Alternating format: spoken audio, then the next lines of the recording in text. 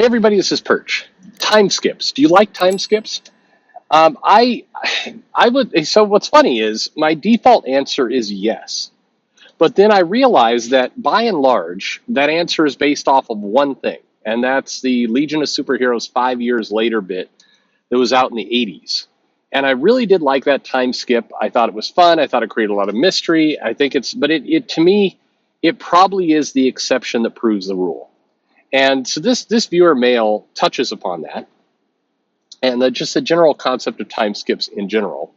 So basically, let's look at the mail. The mail says, "Hello, good sir. Can you get a video out on the fact that manga seems to handle time skips much more effectively than comics? The two biggest being Naruto and One Piece, aging up characters without pissing off the audience.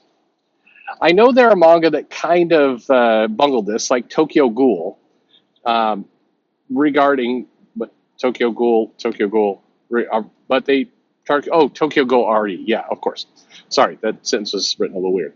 But they do seem to give the audience what they want in a more mature story with older versions of the characters while implementing relationships and strife due to friends growing up and away from each other, as is what happens in real life. Sure, and there's a little bit more, but that's not needed for this video.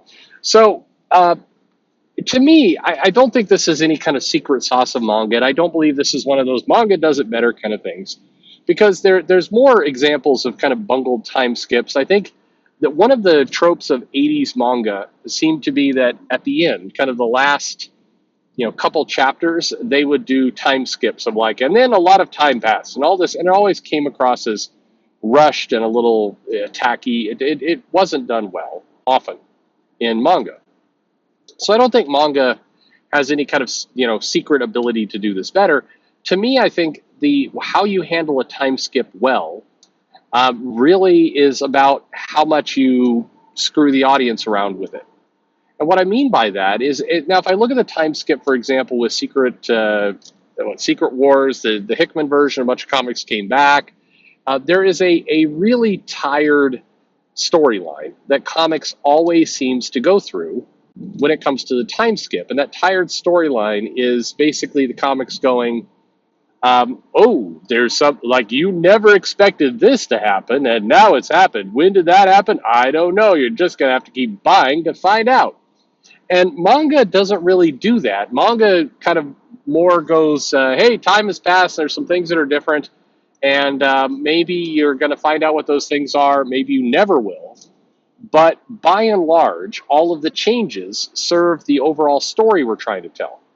This was the case with One Piece, where you had the 2 years later, let's meet up at the archipelago, and everybody's been training hard.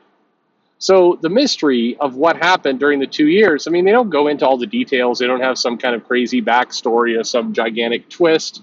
Instead, it's like everybody got stronger. And it's straightforward. And then they proceed to go into the next arc, which is the Fishman Island arc, and they basically reveal, like, hey, here are the new powers and new techniques that we all learned. And that's it. That was how they handled the time skip. There wasn't a, hey, Sanji somehow became gay during this time skip, and now he's in love with Brooke, who isn't even alive. And why is that?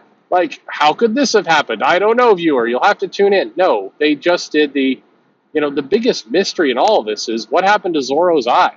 Like, what happened? But it wasn't, even there, the mystery was like he was training his ass off, and now he's tougher. That's it. Now compare that even to the current, 6 months ago or whatever is going on in Spider-Man.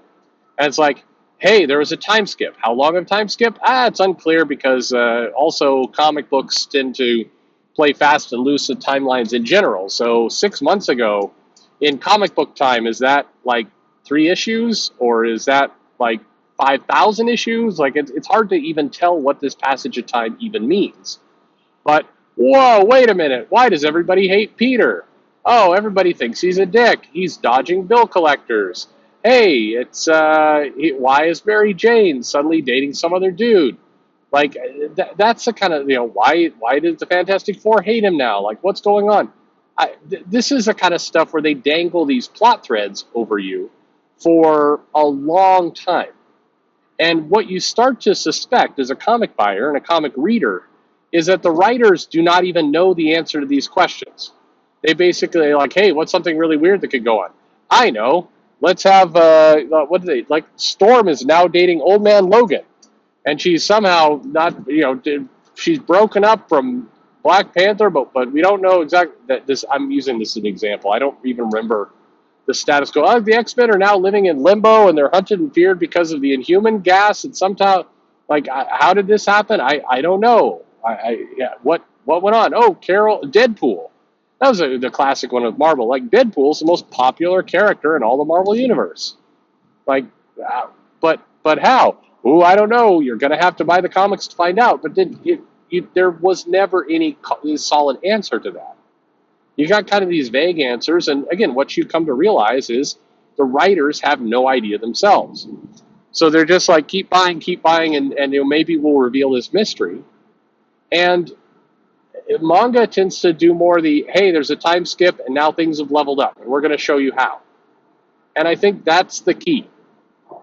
If you're going to do a time skip, make it additive, make it make sense. Don't go for wacky, wah kind of storylines. Instead, have it be something that is a logical progression of time. Have it be an area where, like One Piece, do you want to spend 2,000 episodes talking about them training as individuals and doing all this other stuff? Or is it a better storytelling thing to go, hey, 2 years went by and they got more powerful, and now we're going to show you that, and we're sending them off to the next adventure. And it's a way for us to cheat how they all leveled up without having to, put in the work of showing all that. That works. That all works. That's the dynamic that makes the time skip function well. Is if you just hit the ground running, it logically makes sense. Now, as I mentioned, the exception, at least for me, and this is all my opinion, so you don't have to agree, is that Legion of Superheroes back in the 80s definitely did a time skip that led to how did any of this happen? We don't know. It's completely, it's completely a shock and surprise. And, nobody knows. And definitely there were elements of why are all the characters all different, but it was novel, and it was, you did get the sense that the writers thought about all these things and they're going to step by step reveal the story. Whereas, as by and large, the time skip today is used to just, I think, artificially inject a sense of mystery where, there really isn't a plan for how to utilize any of that mystery. And to me, that's the big difference. As a storytelling technique, I think it could be done to great effect. Maybe the simplest way to put it is, do you have a plan or not? Do you have a plan for the time skip or not? If you have no plan, then it's a gimmick. And if it's a gimmick, then you sure as hell better hope that your creative team, art team, whoever it is really great. Because otherwise, you're just screwing with everyone.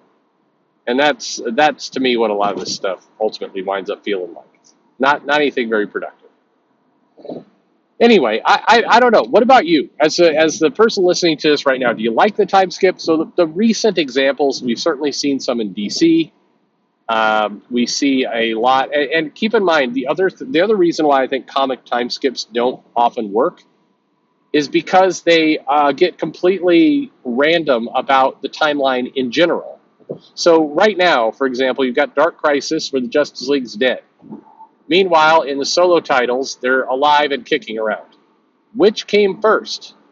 Is the current events of Batman before or after Dark Crisis? Doesn't matter. Maybe none of it matters. And so if you're going to do the time skip and you're going to put in this idea of like, hey, 5 years went by, then you need to explain a little bit more the mechanism behind where all these books fit together.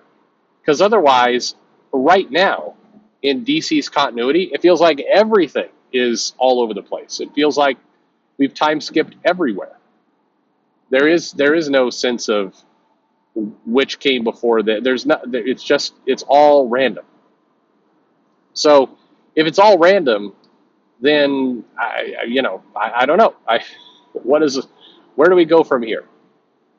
Anyway, let me know your thoughts. Do you like time skips? Do you hate them? Where's obviously Amazing Spider-Man's doing that right now. Marvel did that a couple of years ago with the whole Secret Wars business. What are time skips that have worked? Comparing to manga, I don't think this is anything magical about manga at all. I think this is purely a look. If you have a plan, it works. If you have no plan, it tends to fail badly. Thanks for listening.